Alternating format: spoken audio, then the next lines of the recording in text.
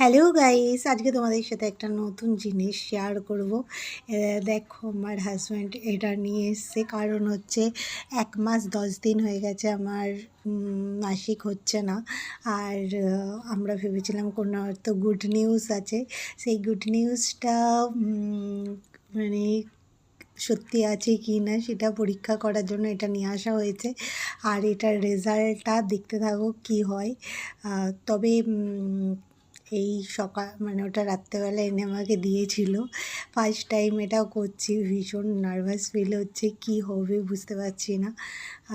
জিনিসটা ভেতরটাই এরকম থাকে, দেখো এইসব থাকে।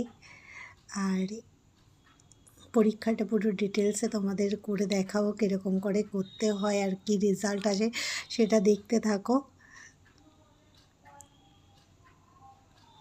কয়েক ফোঁটা ইউরিন তোমার এখানে দিতে হবে,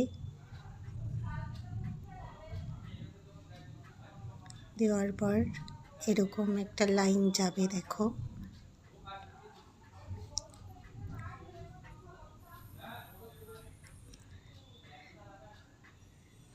যাওয়ার পর আমার সিঙ্গেল লাইন মানে হচ্ছে না, আর যদি এটা ডবল লাইন হয়ে যেত তাহলে পজিটিভ কোনো গুড নিউজ ছিল।